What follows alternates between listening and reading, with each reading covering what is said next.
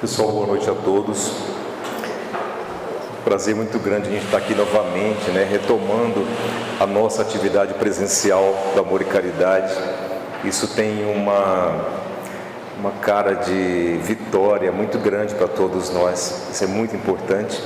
Nós tivemos uma interrupção dos trabalhos de 2020, que durou bastante tempo, logo que começou aquele lockdown imposto pela pandemia, e ficou um bom tempo parado. Retomamos em agosto do ano passado a atividade, mas agora no começo desse ano teve aquela crise sanitária muito séria aqui no Brasil, que foi a síndrome gripal, muitas pessoas acometidas. Então, para precaução da saúde dos trabalhadores, para precaução da disseminação da doença, nós também fizemos uma interrupção dos trabalhos, e hoje é retomada por decisão de diretoria. E coincidiu com o período do Carnaval, que tem um congresso espírita, mas isso não vai atrapalhar o fluxo do trabalho, que a gente queria a coincidência do retorno no último domingo do mês.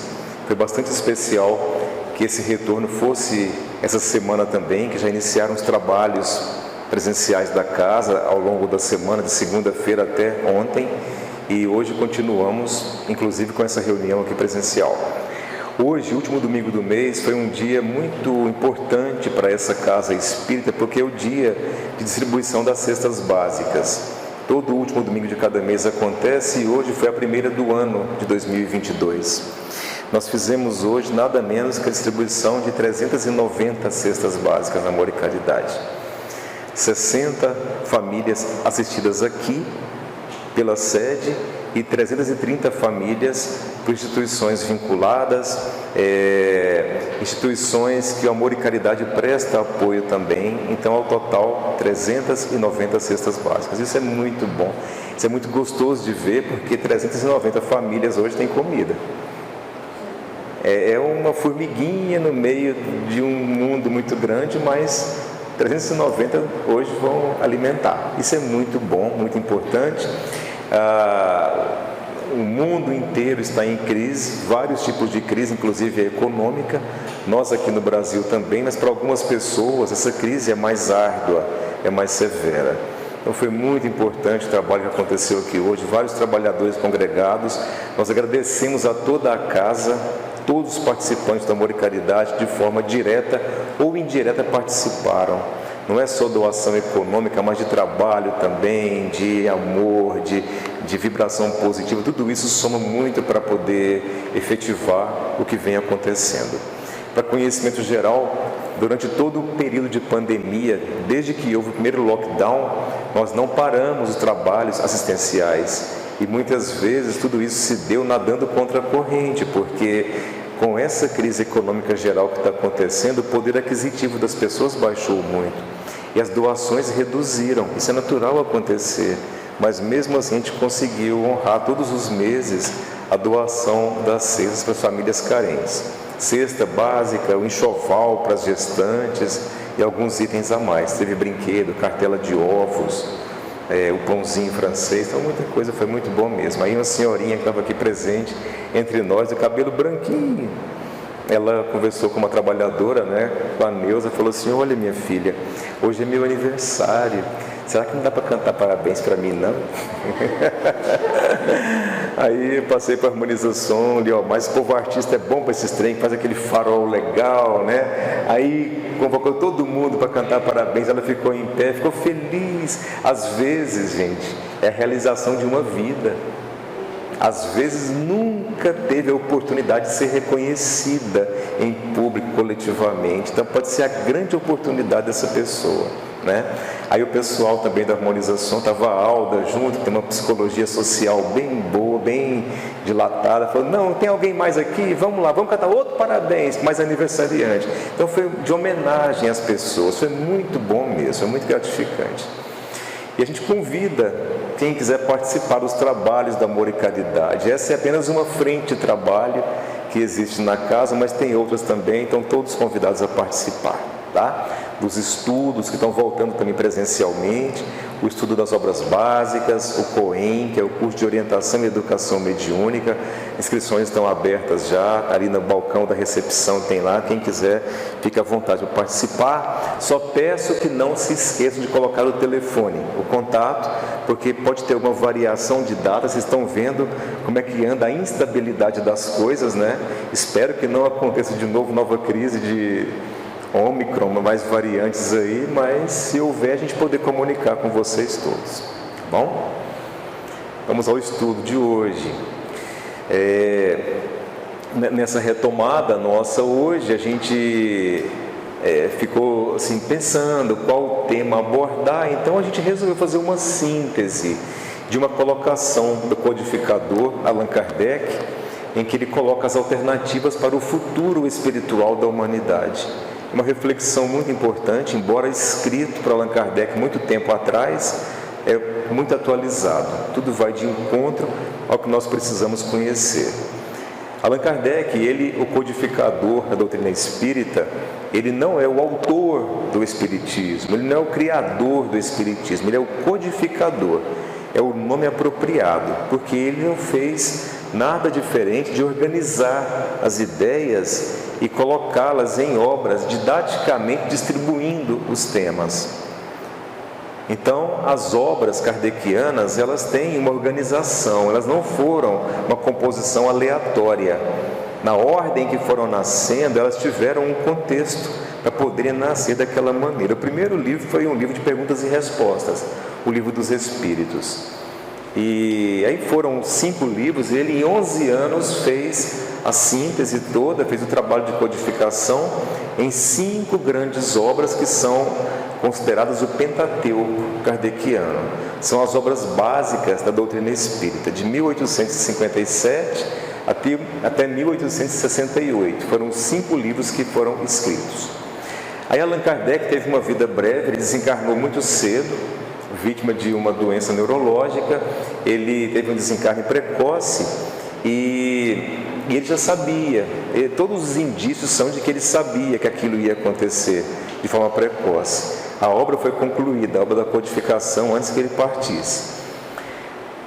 E além desses livros todos, ele, como grande intelectual, ele era muito intelectualizado, um preparo acadêmico muito grande, dilatado em vários aspectos de formação, tanto na área de ciências exatas, de ciências da natureza, né, química, biologia, física, também em linguística. Ele era muito conhecedor de idiomas, a língua francesa é demais, ele chegou a fazer uma gramática de língua francesa, falava 8 idiomas com fluência, então assim, muito preparado para aquela missão mesmo. E nesse preparo intelectual que ele possuía, ele também escreveu muita coisa dele, manuscritos que ele, alguns livros ele publicou, como Hippolyte Léon, antes da codificação, e deixou muita coisa escrita guardada ali, guardadinha. Depois que ele desencarnou, o pessoal viu aqueles negócios que ele tinha escrito, né? O pessoal, os amigos dele mais próximos, Camille Flammarion, que era muito respeitador do trabalho de Allan Kardec, a própria esposa, Amélie Boudet e muitos outros, então reuniram as coisas que ele havia escrito e fizeram uma 6ª obra que se chama Obras Póstumas. Póstumo, né, quer dizer que vem depois da morte. Então as obras póstumas não são, algumas pessoas pensam que é um livro psicografado por Allan Kardec, não é. É um livro que reúne conteúdo que ele escreveu. Então, ele escrevia algumas impressões de algumas coisas, ele escrevia suas considerações filosóficas de muitos assuntos, e ele também ele narrava acontecimentos, principalmente mediúnicos. Então, situações que ele presenciava em trabalhos mediúnicos, que ele achava interessantes, curiosas, que seria importante registrar, ele narrava ali. Um espírito manifestou e perguntando: como será que eu amo tanto uma pessoa? Será que se essa pessoa morrer, eu me matar, a gente vai continuar vivendo junto no plano espiritual? Aí ele narrava sobre aquilo ali, colocando as considerações. Então é um livro muito bom, Obras Póstumas. Quem não teve contato ainda, é um livro muito bom mesmo de se conhecer, que tem umas considerações muito apropriadas pelo próprio codificador Allan Kardec, e muita coisa vai de encontro ao nosso tempo atual. Ali encontramos muitas respostas a indagações que temos hoje no século XXI. Um dos pontos que ele escreveu foi isso, quando ele colocou sobre as alternativas para o futuro espiritual da humanidade. É uma coisa intrigante para todo mundo.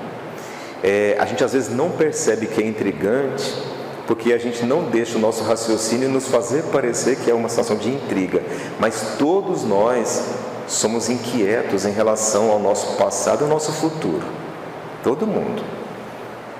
Quando nós sedimentamos um pensamento, quando nós estruturamos um modo de conceber, fazer a nossa concepção de futuro, a gente fica tranquilizado no nosso raciocínio, na opção melhor que o raciocínio nos conforta. Aí deixa de parecer uma intriga, mas não há ninguém que não tenha uma segurança em relação ao futuro que consiga viver em paz. Não consegue.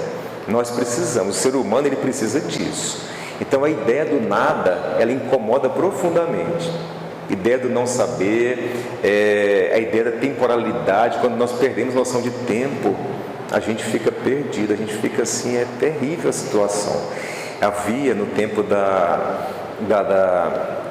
do poder russo maior, estou falando de Rússia agora, não é por influência da guerra que está acontecendo não, mas assim, eu me lembro muito bem dos métodos de tortura que os russos usavam, a famosa KGB, tinham vários métodos de tortura, e os russos, eles foram muito perspicazes para fazer as situações bélicas, sempre foram muito habilidosos para aquilo ali, inclusive para criar tortura. Tinha uma tortura que eles faziam, que era não deixar a pessoa dormir, não deixava dormir a pessoa. Aí os russos, né, no tempo de Stalin, no tempo de Lenin, né, os ditadores grandes demais que a Rússia teve, eles capturavam as pessoas suspeitas que eram contra o sistema e não permitiam que dormissem. Aí ficava a pessoa ali numa sala, a sala branca, toda branca, a cor branca, por tempo prolongado, ela incomoda muito a pessoa, não tem estímulo visual. Aí uma luz muito forte na pessoa, a pessoa morrendo de sono, precisava dormir, despertava a pessoa, não podia dormir, a pessoa ficava desesperada de sono, porque o sono, segurar sono, gente, segurar sono e vontade de fazer xixi, é terrível, né? Então a pessoa acabava naquela tortura ali fisiológica do sono, ela entregava até o que não acontecia. E uma das torturas que havia era tirar da pessoa a noção temporal. Prendiam a pessoa, deixava a luz permanentemente acesa, a pessoa não sabia o que era dia, o que era noite, perdia a noção, não sei se hoje é segunda-feira, se é domingo, se é tudo a mesma coisa, a mesma cor, o mesmo jeito. A pessoa estava em estado de desespero, porque não tinha noção temporal, controle cronológico. Então a relação nossa com o tempo é muito importante. Existe uma obra que chama O Abismo, que ele fala de uma situação abismal de espíritos em estado de sofrimento muito grande. E nessa situação do abismo, existe a providência divina, ela colocou uma possibilidade enorme para esses espíritos de tranquilização, que é o tempo. Então, todo dia nesse abismo, assim, no horário, no fim da tarde, acontece no vendaval. Aqueles espíritos em sofrimento, eles já entendem que a hora do vendaval está ciclando o tempo. Olha a bondade divina na situação abismal, né? Então a relação nossa com o tempo em geral, ela é importante. Entender, ter uma concepção de passado e de futuro, isso é algo necessário para o ser humano. Repito, se não tivermos nenhuma perspectiva em relação ao futuro, o nosso presente, ele perde boa parte do sentido, se não totalmente. Pensar em futuro. Então todo mundo em algum momento já pensou nisso, todo mundo. Quando criança a gente começa com as indagações, para onde eu vou? Como que era antes? O que tinha antes de Deus? Como que Deus nasceu antes de fazer tudo? E muitas indagações vêm por aí afora, né? Então, pela preocupação com o futuro, o codificador pensou nisso, ali no século XIX, tempo de Allan Kardec, tempo dele, ele colocou essas coisas escritas e deu 5 possibilidades. Então é uma discussão bastante filosófica. A primeira possibilidade que tem, e todas elas têm corrente de pensamento, tem pessoas que seguem. A primeira é a do materialismo. O que é o materialismo? É o pessoal que acredita que o princípio inteligente está vinculado à matéria. Então, quando a matéria começou, quando a vida física começou, ali iniciou a vida. E quando a vida física vai acabar? Quando a matéria acabar. Então, nós vivemos da hora que fomos construídos ali, fecundados, até a hora que vamos morrer. Essa é a corrente material, sem nenhum princípio espiritual vinculado, é somente a questão material. Por essa teoria materialista, quanto mais bens materiais eu tiver, mais bem realizado eu vou ser. Esse é o pensamento, Então tudo é uma questão de matéria, não tem por que pensar em nada, porque tudo vai acabar ali. É zero chance de teoria materialista explicar muita coisa. Muita coisa não tem como. Não tem como explicar, porque o olhar é delimitado àquela questão material, A segunda possibilidade é a do panteísmo.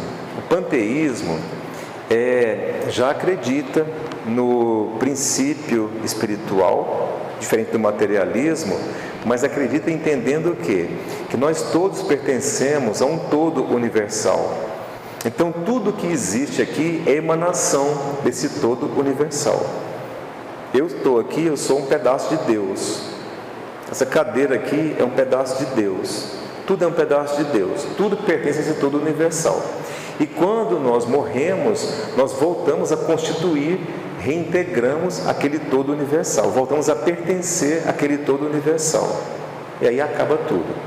Ela aproxima muito, embora seja uma coisa abstrata, já pensando no princípio abstrato, não no princípio material apenas, mas ela aproxima muito do materialismo, porque a pessoa perde a individualidade. Quando morre, volta para o todo, ou seja, não é um ser individual mais, é um ser que pertence a um todo. Então as coisas perdem muito do sentido. Por que da conquista agora, se quando eu morrer eu vou voltar para o todo, se é a mesma coisa? Por que eu vou esforçar mais? Eu vou fazer uma faculdade difícil, eu vou aprender a falar japonês, que é dificílimo, eu vou aprender não sei o que lá. Para que eu vou fazer isso? Na hora que acabar, todo mundo igual, ela volta para o todo ali de conhecimento. É o panteísmo, é uma forma de pensar,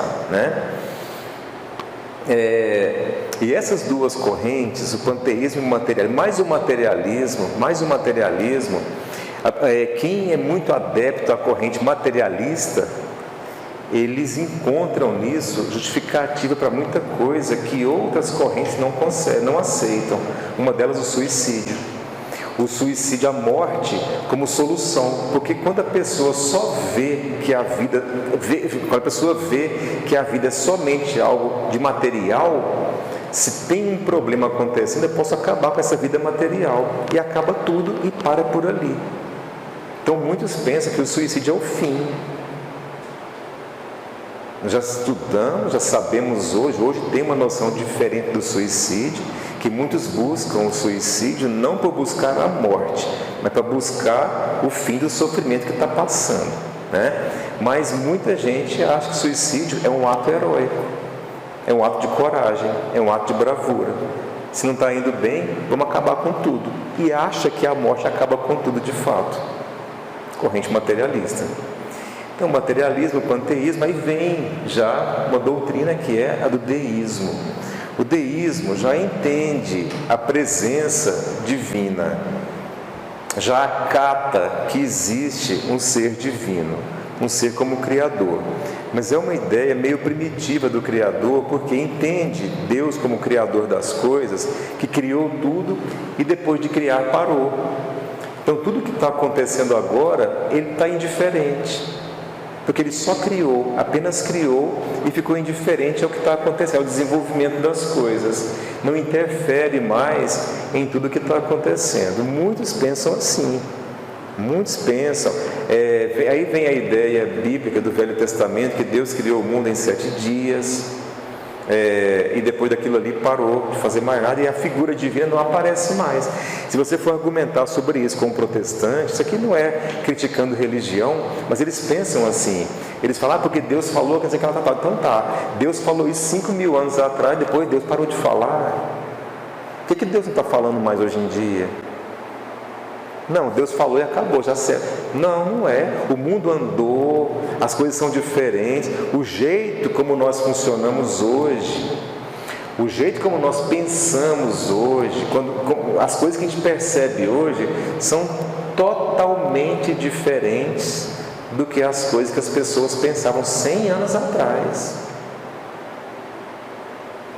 Totalmente diferente, 100 anos atrás. Imagina 5.000 anos atrás, 3.000 anos atrás, 4.000 anos atrás. Era tudo diferente demais do que é hoje. Então, aquela concepção que as pessoas tinham, o modo de entender as coisas e colocaram no Velho Testamento, eu não estou desmerecendo, até porque para aqueles livros que compõem o Velho e o Novo Testamento, mais o Velho Testamento, houve muita inspiração também. Mas as pessoas traduziam a inspiração no modo como elas entendiam. Então achar que Deus ali funcionou, fez tudo e parou por ali, e tudo agora tem que seguir no ritmo só porque está tudo à base ali, não é assim que funciona. As coisas são muito progressivas e a nossa vida nos comprova isso com muita facilidade. Quem aqui já é pai, mãe e avó também, compara os seus netos com os seus filhos, vê se é a mesma coisa. É totalmente diferente. E gente dentro da mesma casa, vivendo no mesmo tempo, já funcionam diferentes. Imagina séculos, milhares de anos atrás. Então a teoria deísta é isso, é uma coisa que existe, Deus está ali, existe, criou, mas não está participando do andamento das coisas. Aí vem uma quarta possibilidade, que é a doutrina do dogma, é a dogmática, né? Essa dogmática vem do princípio do termo dogma, que é um termo que vem do grego, né? E o que seria o dogma? O que se pensa é a verdade. O dogma é isso, o que se pensa é a verdade. Então tem um pensamento, é aquele pensamento que cristaliza como sendo verdade. E tem até mesmo uma certa imposição para aceitar como verdade o pensamento. Dá um exemplo de dogma aqui. O dogma mais elementar que existe, que vou analisar aqui também, a questão do céu e do inferno. O destino das pessoas, das almas, vai ser o céu ou o inferno. Então é assim, tem que acreditar assim e ponto final. Isso é um dogma. O dogma, ele antagoniza muito com o raciocínio. Ele não consegue caminhar paralelo. Se você começa a colocar raciocínio no dogma, muito dogma é destruído pela força do raciocínio. O dogma muitas vezes não tem racionalidade. Então, no dogma, o dogma é o princípio que muitas religiões se assentam para colocar seus fundamentos. Muitas religiões mesmo, em cima dos dogmas. Aí vem a ideia da particularização e da presunção das religiões. Aqui é um perigo muito grande, porque as religiões, elas se comportam muitas vezes, quando eu falo religião, não vamos entender somente com a noção que nós temos de religião aqui no Brasil, de religiões cristãs.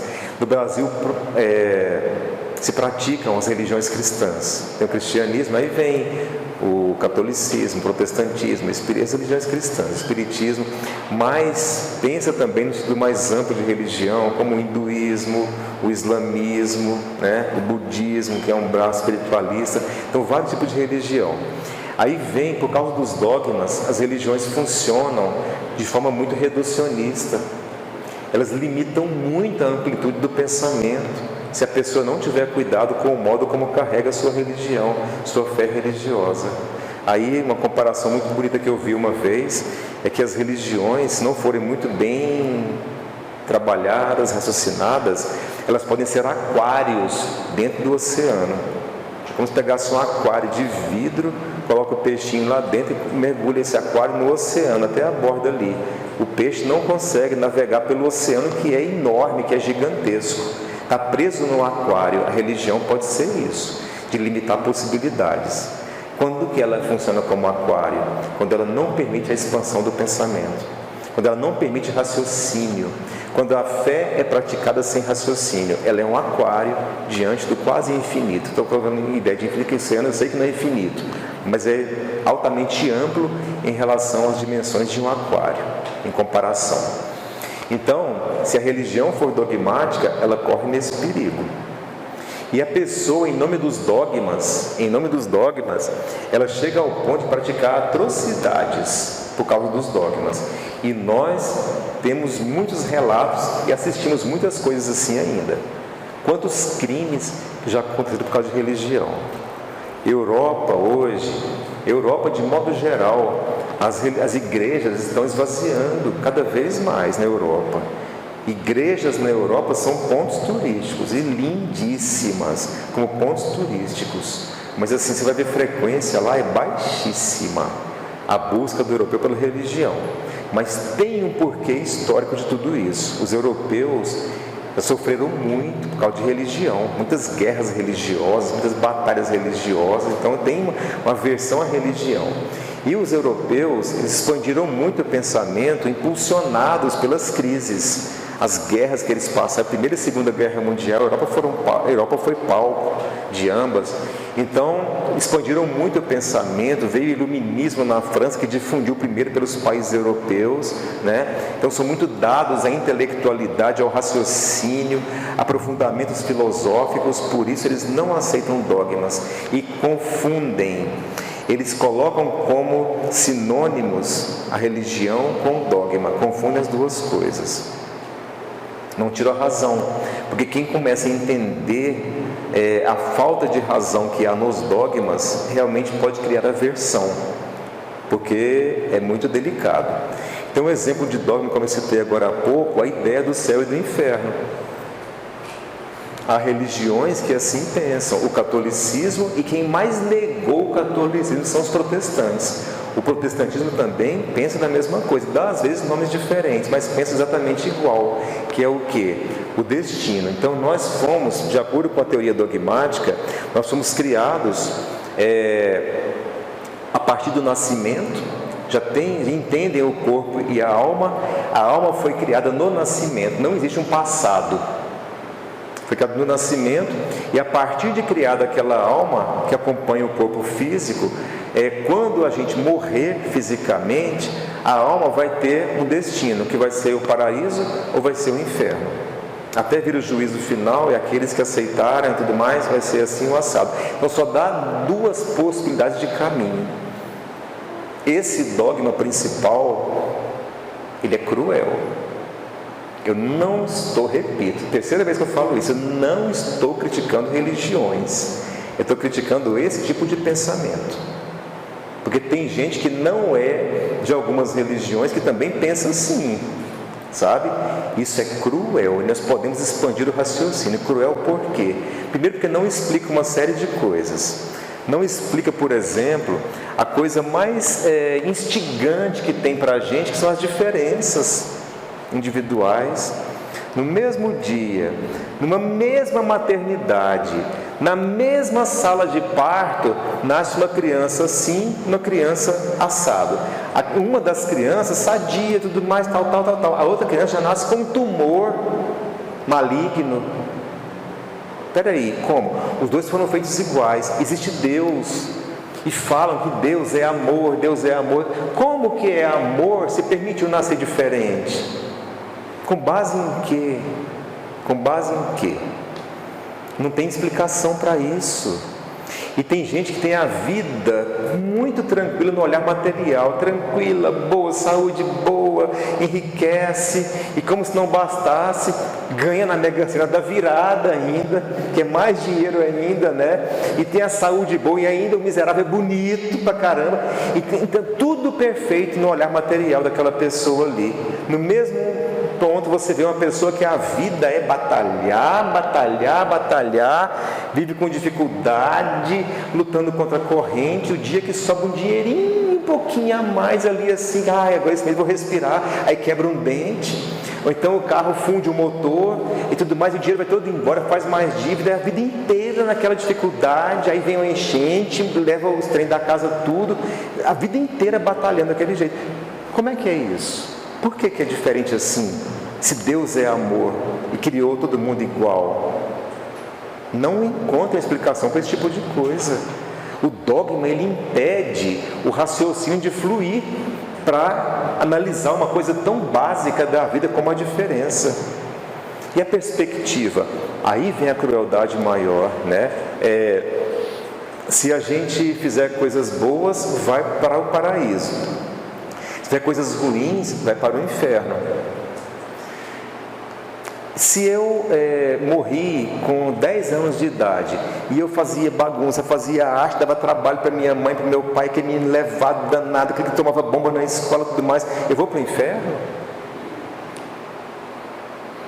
Porque não deu tempo de fazer coisa boa para reparar aquilo que fez de errado, o menino arteiro. Olha bem, tanto que fica limitada a noção da falta de perspectiva. E alguns levam isso tão a sério, gente, tão a sério, que chegam ao ponto de praticar não mais a crueldade, mas a tirania. É um caso que eu soube uma vez de um velório de um rapaz que suicidou. Isso é uma história real. O rapaz suicidou e a mãe dele era uma católica muito fervorosa, muito trabalhadora da igreja, praticante demais dos princípios católicos, e levava muito a sério as coisas que ela aprendia na igreja. Imagina para uma mãe que é talhada com esse pensamento religioso, um filho suicidar, ele imaginar que ele vai para o inferno, que não tem solução mais. A dor é enorme. Além da dor de um óbito na família, que é uma coisa muito aguda para a emoção de qualquer pessoa, a dor de um óbito por suicídio é mais pesada ainda. E quando essa dor do óbito por suicídio vem acompanhada da noção de falta de perspectiva, eu não sei como é que dá conta de ficar em pé. É tenebroso. Aí essa mulher católica, tudo mais, ela precisava que o padre fosse lá para encomendar a alma do filho dela. O que o padre fez? O rapaz suicidou, não foi? Ele renegou tudo do princípio de Deus. A pessoa dessa não merece oração, já vai para o vale do não sei o que lá, tudo mais, tal. E a mãe não recebeu o padre no velório do filho dela. Gente, isso é tirania. Isso é tirania. Desculpa esse padre, mas está sendo julgado agora por tirania. A pessoa que pensa assim, ela tira. Uma pessoa dessa não pode nunca falar em amor divino. A pessoa dessa não conhece amor. A pessoa que pensa assim, ela não conhece amor. Quem é pai e mãe sabe, filho, faz uma coisa errada, você repreende, põe de castigo, chama atenção, continua amando. Para que você faz isso? Para ele crescer, para ele melhorar. Você quer que o filho melhore. A gente que é imperfeito pensa assim, imagina Deus, que é um ser de amor sublime, maior que existe. Então, defender teoria dogmática limita muito o pensamento. É muito perigoso pensar assim. Quantas diferenças nem se fala, né? Achar que uma pessoa, ela nasceu, ela enfrenta dificuldade porque ela é um azarão diante do olhar divino. Que amor que Deus tem, se me selecionou para ser o patinho feio da história. Então é muito sério, muito delicado esse tipo de pensamento. E eu defendo muito assim, eu fico muito tempo discorrendo sobre a questão dogmática, porque ela é muito frequente ainda hoje em dia. Muitos pensam dessa maneira catedrática, quase algébrica, que o futuro vai ser uma equação. A vida é uma resolução de uma equação. Se você chegar no finalzinho, tiver mais ou menos, você vai ser esse ou esse caminho, e acabou e ponto final para o resto da eternidade. Não são assim as coisas. E por isso veio uma última perspectiva, que é uma quinta perspectiva doutrinária também, que é a doutrina espírita, que é a quinta alternativa espiritual para o futuro da humanidade.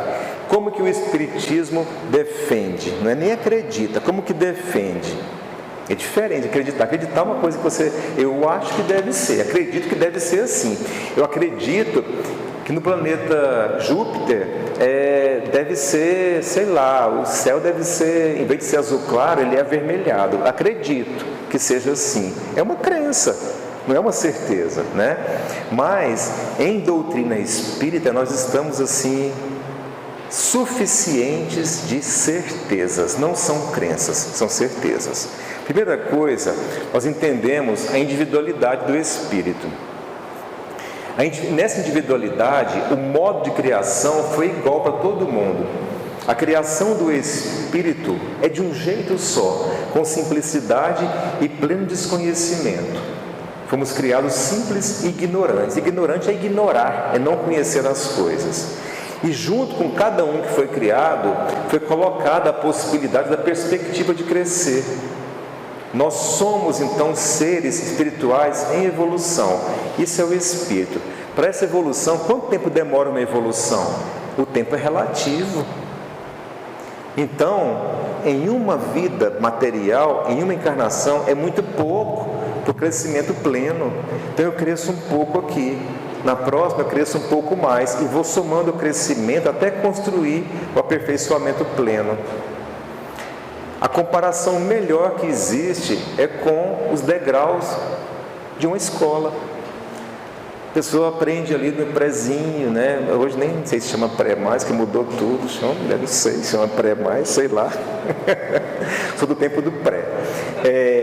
Então, vai ir no pré, aprendia as letrinhas, A, E, I, O, U, aprendia 1 a 10, tudo mais, tal. Se você falar para um menino de 6 anos, que está na escolinha ali, aprendendo as vogais, falar para ele assim, análise sintática, ele vai falar, oi, como que é? Não vai saber do que se trata aquele negócio ali, porque tem que vender vogal. Passa para a primeira série, aprende um pouco mais de coisa, e assim vai, até virar uma coisa assim, uma sumidade de conhecimento em alguma coisa.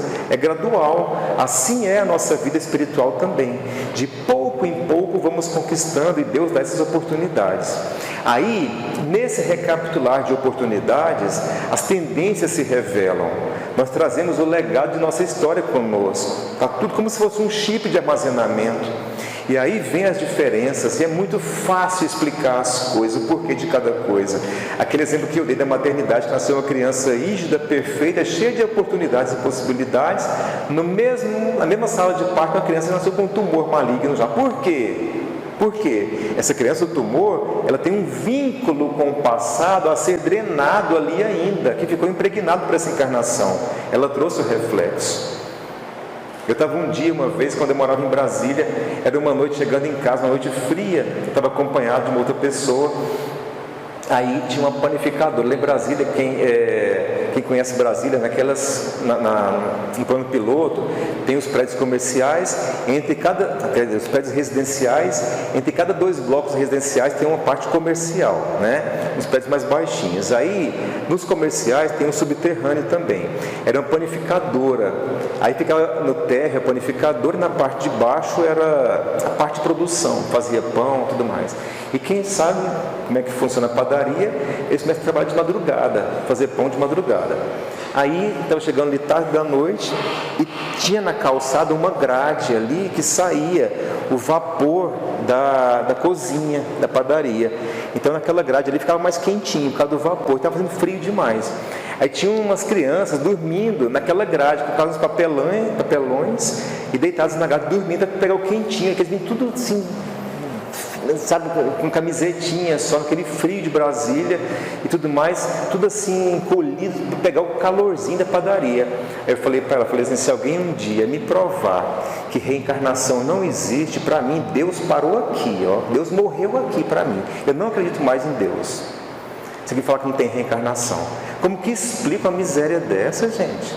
Crianças que não tem nada a ver com o problema do mundo de hoje, ali dormindo de madrugada, passando frio, indo no calor de padaria. Por que essa diferença? Isso tem um porquê. Isso não é por acaso. Então entender que esse acaso não existe é emancipador. Isso a doutrina espírita nos ensina. Nós temos um passado para trabalhar. Estamos aqui trabalhando o passado, revendo comportamentos, atitudes, relações, a nossa relação com a nossa saúde física, nossa relação com a nossa vida econômica, nossa relação com as pessoas do mundo e tudo mais. resgate acontecendo e aquisição de mais coisas para o futuro. E Deus colocou para cada um de nós um ponto de confiança, um ponto de crédito muito grande, chama livre-arbítrio. Eu uso como eu quiser, mas ele vai trazer consequências. Para onde eu vou depois que eu morrer fisicamente? Eu construo o destino da minha morte todos os dias da minha vida. Assim nós fazemos. Então, o futuro não é só um ou dois, céu ou inferno, não é. Os nomes que se dão, adjacentes também, purgatório, o limbo e tudo mais, não. Nós temos várias possibilidades. Se desmoronar isso aqui agora, essa laje, que não vai desmoronar, que ela foi feita com uma construção assim, com um embasamento sólido demais, mas se a laje cair, nós todos aqui, possivelmente, cada um vai ter um tipo de destino, porque é versátil a possibilidade divina. Quem constrói o destino são nossos comportamentos. Às vezes a gente não vai estar todo mundo junto na mesma sala do plano espiritual, porque são condições espirituais diferentes. E assim vem a teoria espírita. Eu lamento muito o passar do tempo, não tem como aprofundar mais, mas... Fala de acordo com o espírita a questão do suicídio. Suicídio? Aí, beleza, olha a pergunta. A doutrina espírita, então, em relação ao suicídio, aquela mãe que estava lá naquele velório, angustiada, sofrendo com dor e achando que o filho ia para o inferno e o filho não teria solução mais. Se fosse uma mãe espírita, ela ia entender que esse filho errou sim, errou, ele vai reparar pelo erro e vai ter oportunidade de resgatar. Então, a pessoa suicida no olhar espírita, para começar, o espiritismo entende, já sabe que a pessoa, todo mundo é acolhido e tem possibilidade e oportunidade. Ninguém está desamparado pelo amor divino. Deus destina a proteção para todos nós que erramos. Não pense que aquele povo, os criminosos que estão no CEPAG, na penitenciária, os mais terríveis, não tem que pegar CEPAG não, uma prisão de segurança máxima que reúne bandidos tenebrosos. Não pensem que eles não têm proteção, também têm proteção para poder regenerar, porque a intenção de Deus, no amor divino, é nossa regeneração, é nosso progresso, é o crescimento espiritual. Para o suicida, idem, ele é amparado, ele errou, vai resgatar aquele erro dele como? Às vezes com sofrimento, às vezes com consciência, mas ele vai ter a chance de reparar aquilo e um dia vai restabelecer, vai reencarnar uma condição de mais tranquilidade. Às vezes vai ter doença proporcional ao modo como suicidou, isso é comum acontecer, mas acontece que ele vai ter a chance de em algum momento, mais para frente, recuperar e ser igual nós somos aqui. Então dá perspectiva, não tem ninguém sem solução. Na doutrina espírita não existe ser sem solução, não existe crime indelével que não se apaga, tudo tem solução, no momento certo, do jeito certo, adequadamente conquistado. E assim é o olhar sobre o suicida. O Espiritismo, eu vejo de um modo tão interessante que eu falo isso. O Espiritismo tem carinho pelos suicidas, e é mesmo, é carinho pelos suicidas. Quando eu vou em velório de suicida, eu morro de dó, carinho pelos suicidas. Piedade, mas é uma piedade emancipadora, que eu sei que vai melhorar. Vamos embora e vamos estimular a pessoa a crescer rápido, orações, pensamentos para despertar, para entender, e vamos melhorar. Você tem chance, começa a perceber, você está perturbado pela sua dor, mas perceba o tanto de proteção que você tem também, e vamos embora, e vai melhorar. É igual a pessoa que está com uma dor aguda de cólica renal, aquilo não é para sempre. Ela é transitória, ninguém fica a vida inteira tendo cólica renal todos os dias, não dá conta, né? Então melhora, assim é a dor do suicídio também.